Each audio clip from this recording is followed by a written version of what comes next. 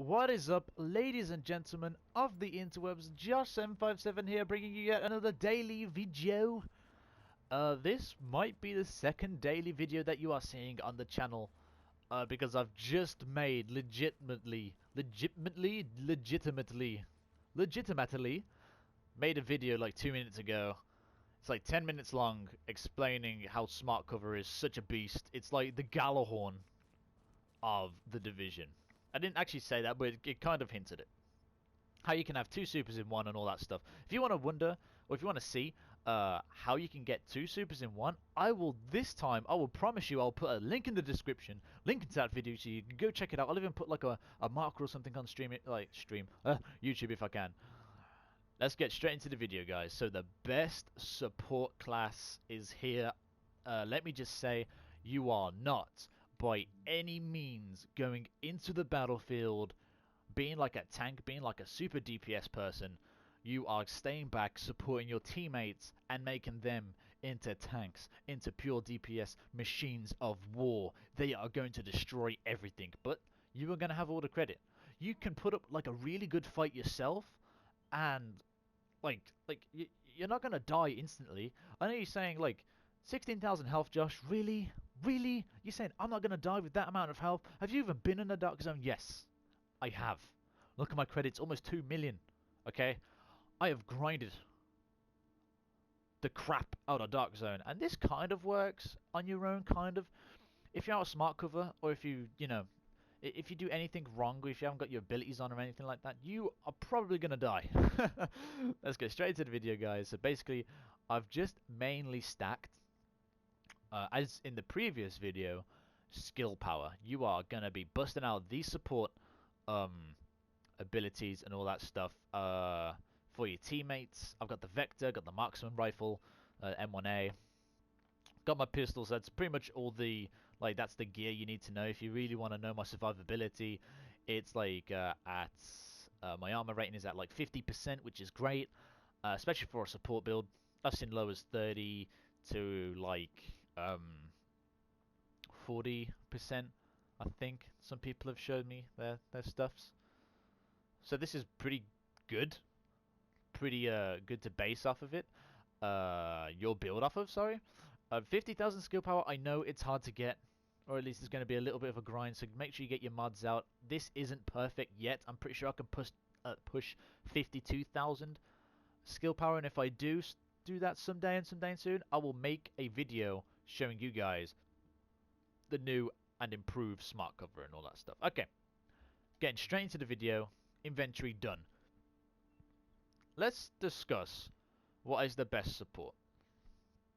We are going to go over pretty much each and every one of these abilities,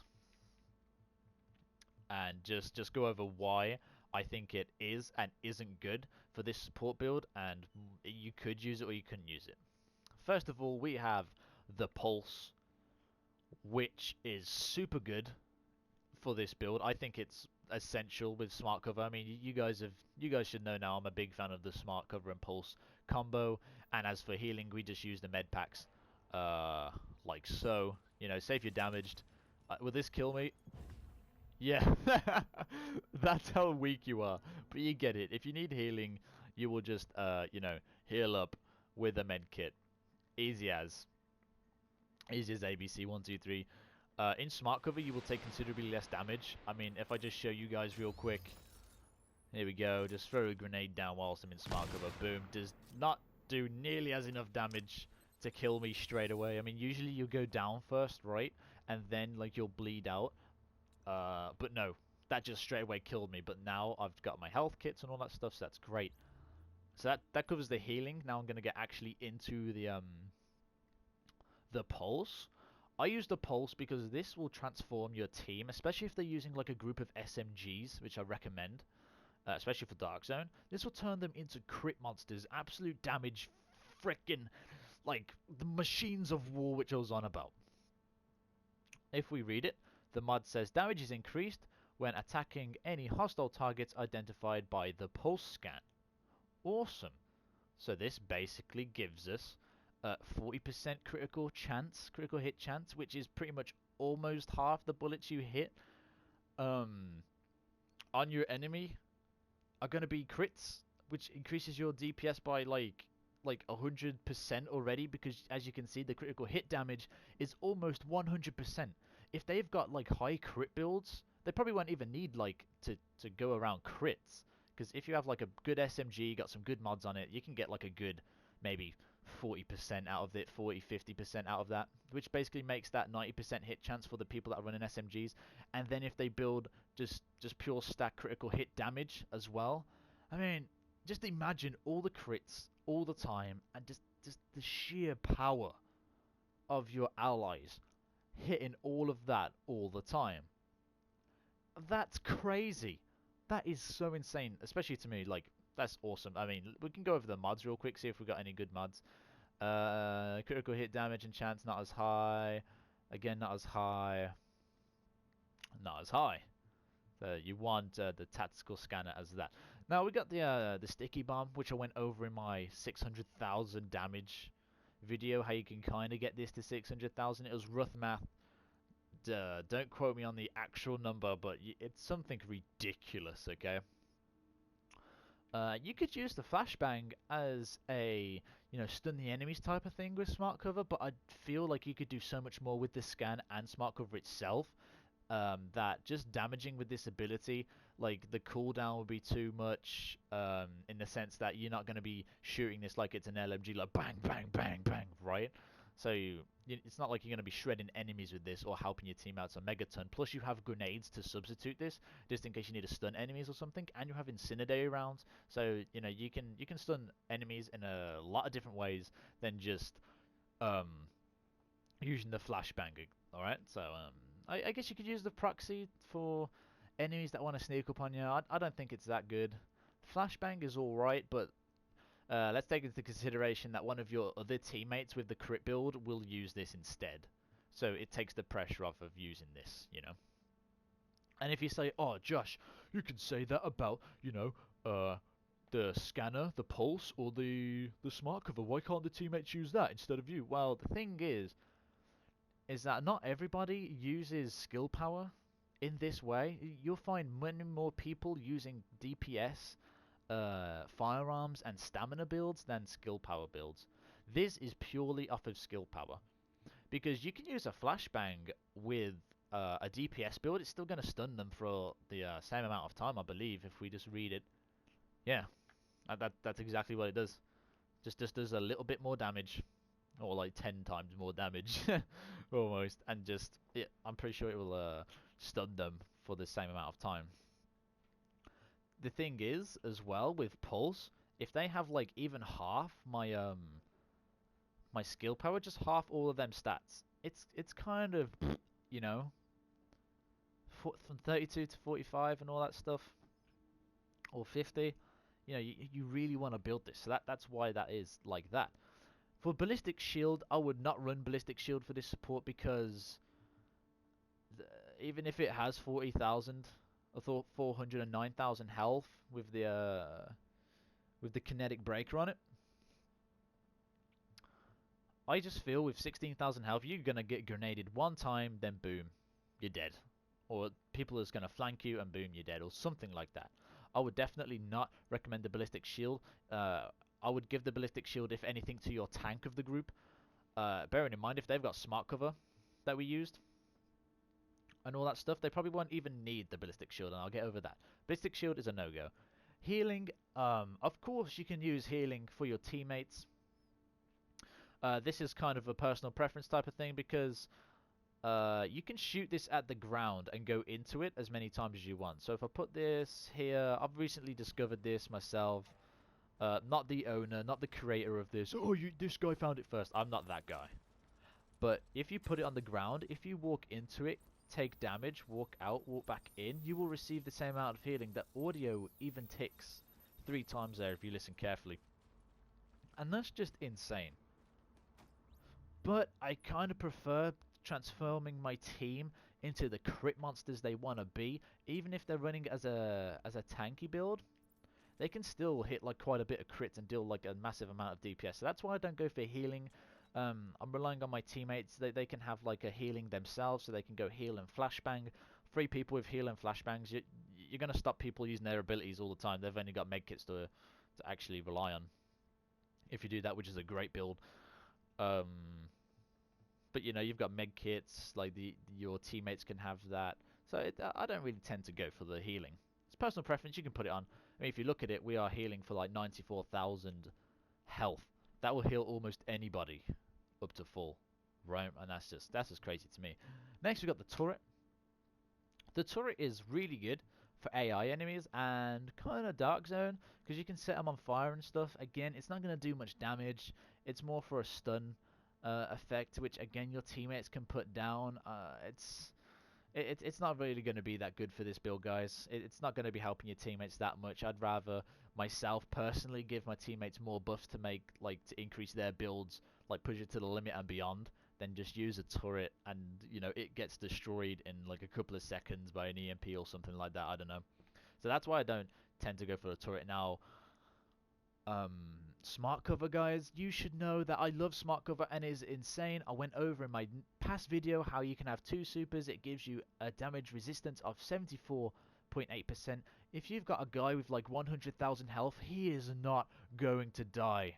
Like, he or she is not going to die. Like, if they die, they are like a scrub. Because if you have 100,000 health and you have damage resistance of 74%, that you are not dying, especially in smart cover. You are not dying because you have the survivor link super. Like it's like that. It's only 5% less almost. You know, it's like what? You should not die, and you can continuously regenerate this, as I'll give you a demonstration later on. You have a damage buff of 50%.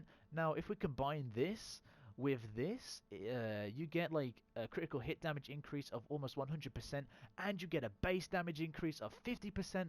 You imagine the crit damage of everybody's, like, if you focus fire on someone on the Dark Zone, I don't care how much health they got. Like, I've even used this build in the Dark Zone with my main man Destiny, and we can tear through survivor links. We can just... It's just... It's insane! Try it out. Trust me, in your group, you will do well. Against the DZ06 guys as well, they are like nothing to us. AI, I'm speaking about, and that's just crazy, you know. And you can like take cover, go off it, use the ballistic shield as well to get that armor buff. It's just, oh my god, that's insane. And just these two together is so good. And you can roll off your health kits. Again, you have teammates that can heal you and all that stuff, which is great. The support station is kind of debatable. I mean, you're basically mainly using this for the ammo cache, for the skill cooldown. You get almost infinite ammo, right? I can appreciate that, guys, and it heals people for 3,000 health per second. That is crazy. However, you will have to sacrifice using, you know, your damage and defensive buff. Which, again, if I haven't already talked about it, Tactical Link gives you a damage buff of 50. That gives you a damage buff of 50. That's 80. And, like, that's 74.8. You have to sacrifice that for ammo. Or you have to sacrifice your pulse, which will, in turn, make them absolute DPS monsters. So, I do not recommend going for a support station. You can work around it, guys. You can... Pardon me. You can, do whatever. I just recommend staying away from the support station for this current build. It's just, I don't see it being worth it, especially if you can have, you know, you can go back to the safe house and get ammo and all that good stuff. You know, the enemies drop quite a bit of ammo quite frequently and all that good stuff. And speaking of the health kits, enemies drop them too, and other players. So that's a big thumbs up for this build. Next we have our Seeker Mine. Now, I haven't used the Seeker Mine that much, but you can cause like a hell of a lot of damage with this, I find. I mean, look, you got explosive damage of 125. Then you got the air burst. Then you've got the gas charge. You got like the cluster. Like that sets them on fire or something. I don't know. I don't see the Seeker Mine as that good since you can shoot it. It's just not that good, guys, for this build, honestly, because it's just, even if you stack the damage, you're not going to get it enough times to keep continuously putting Seeker Mines out. If you can put Seeker Mines out like every 2 seconds, then yes, this would be worth it. Like if you could shoot the BM. Sorry about that, guys. The video cut out. So as I was saying, in the video I was talking about the seeker mine. Yes, you know, if you can put down seeker mines every 2 seconds, then that would be worth it. Yes, if you put the sticky bomb down every 2 seconds, that would be worth it. But you can't at this current, you know, point in time, unless you get like a haste build or skill recovery build. Then maybe, but it's just not worth risking the amount of damage, the amount of health you can give your teammates and stuff. It's just not that, like, it's not that much of a difference, like, in the sense that, like, I would definitely receive more health and more DPS so I can shred enemies than you like stunning them a little bit, you know. That's just me. Experiment with this build, see how you find it. And then lastly, we finally, awesomely, we have mobile cover. Mobile cover is kind of debatable because you can like make this into 1.2 million health. You can get like damage buffs, blast resistance. I think, does it increase your damage? I'm not too sure. I haven't used it that much. And you can make it blow up. You can have it resistant to scans. It's just you can't fit all of the people in your fire team or group onto it. So it doesn't really, you know, make it that worth it because you can't get everybody on it. Maybe if you had 2 people using this build and 2 people using the extended version, then maybe, but definitely not if you're the only support. Okay, now into the super debate. Where do we begin? I like using Tactical Link with this because you can make people... I mean, if you put this, right, you got your critical hit chance. Say all your teammates are running SMGs, high crit builds. They are running, you know, pretty much 100% crit with your scan on, which basically increases your damage by almost 100%, effectively doubling your damage output because of that buff. And you got another 50, and you got another 50. That's like 200% damage with this super, including the crit and all that stuff. And then you got headshot damage if they land headshots. It's just, no one is gonna survive, you know. Then again, you can put the survivor link on, combine it with like the smart cover, and then you're just gonna be invincible for like 12 seconds or 15 seconds. That's crazy. That's crazy. However, if you want to be that guy that can heal as well and run like a instant pickup build, then recovery link is definitely the way to go. In that case, if you're purely at the back, not dealing that much damage, just staying cover all the time, just get someone up and stuff. It's really debatable. It's really just personal preference, and that is that for like the supers. Again, my big argument for having recovery link in there would be that with the smart cover, you kind of get the survivor link and the tactical link, as I've explained in my past video, because of the 74 and 50 damage buff, you know, and damage resistance of 74. You know, a lot to think about. A lot to think about. Then you could run recovery link just to heal yourself and stuff. And yeah, that basically sums it up for the video. Went over every ability and stuff. Talents, you can go your own way. Perks, you can go your own way. I'm pretty sure the perks that you can unlock anyway. And you know, you can, at the beginning of the video, you can stack your minor abilities out to get, you know, smart cover resistance, damage resistance, and all that good stuff. Guys, this has been a really long video. I have done this in like one take. Apart from where it cut out, I really apologize for that, but I kind of recovered it, I think, because I went over the sticky bomb and seeker mine again. So this is going to be like 18 minutes or 20 minutes worth of video or something like that.